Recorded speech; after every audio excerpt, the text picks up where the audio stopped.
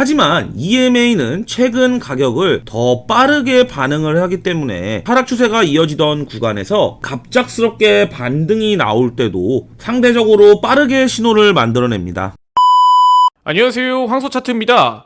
영상을 시청하시기 전에 구독과 좋아요 부탁드리고 해외 증권사를 사용하시면 나스닥 한 개 기준 140만원, 최소 증거금 14,000원부터의 선물 거래가 가능합니다. 글로벌 1,800만 다운로드 수를 기록한 메타트레이더 5와 함께 해외 증권사에 대한 자세한 내용은 댓글의 고객센터 혹은 더보기란에 셀프 계좌 개설 영상을 참조해 주시기 바라겠습니다. 오늘 영상에서는 이동평균선의 여러 종류 중에서도 지수 이동평균선, 즉 EMA에 대해서 알아보도록 하겠습니다. 지수 이동평균선이라고 한다면 다소 생소하게 느껴지시는 분들도 많으실 텐데요.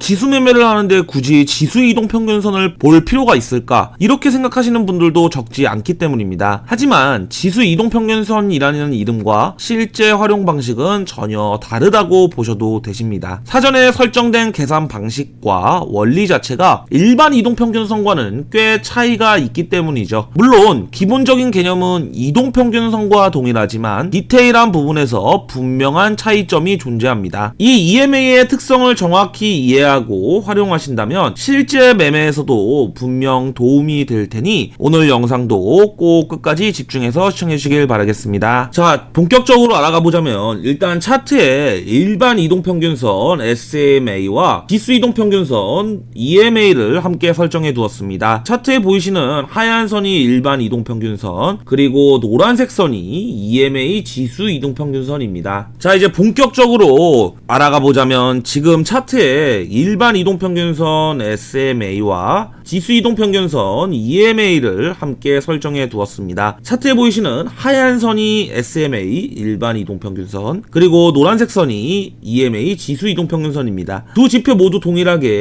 60일선 기준으로 설정해봤습니다. 이렇게 겉으로 보시기에는 큰 차이가 없어 보일 수도 있겠지만, 하지만 시장의 변동성이 커지는 구간에서는 EMA가 일반 이동평균선보다 훨씬 빠르게 반응한다는 점이 핵심이라고 할 수 있습니다. 실제로 보시면 변동성이 강해지는 구간에서 EMA가 일반 이동평균선보다 먼저 방향을 바꾸고 단기 상승이라든지 하락의 흐름이라든지 이런 것들을 더 빠르게 따라가는 모습을 확인할 수가 있습니다. 즉 캔들의 움직임이 빨라질수록 EMA도 같이 빨라진다. 이 점을 꼭 기억해 주시길 바라겠습니다. 그 결과 매수 신호나 매도 신호, 그리고 캔들의 이탈과 돌파 구간 역시 일반 이동평균선보다 EMA에서 더 빠르게 포착되는 경우가 많습니다. 이런 이유 때문에 EMA는 변동성이 큰 해외 선물 시장, 그리고 단기 매매, 단타 매매에 특히 잘 맞는 지표로 많은 트레이더들이 활용하고 있는 것입니다. 이 EMA의 설정 방법은 매우 간단합니다. 기존 이동평균선 설정하실 때와 동일하게 무빙 에버리지를 추가해 주시면 되시는데요. 여기서 방법만 이것만 두 번째에 있는 것으로 변경해 주시면 일반 이동평균선이 지수 이동평균선 EMA로 바뀌게 됩니다. 이제 EMA를 활용한 매매 방법에 대해서도 알아가 보도록 하겠습니다. 기본적인 매매 구조는 이동평균선의 대표적인 매매법과 크게 다르지가 않습니다. 오늘은 그 중에서도 EMA 5일선과 21선을 활용한 단기 매매 전략을 중심으로 설명드려 보겠습니다. 이동평균선이 그렇듯 사실 매매법은 기존의 이동평균선의 매매법과 크게 다르지 않습니다. 정배열 과 역배열, 골든크로스와 데드크로스 등등 존재하지만 저는 오늘 골든크로스와 데드크로스에 대해서 알아가 보도록 하겠습니다.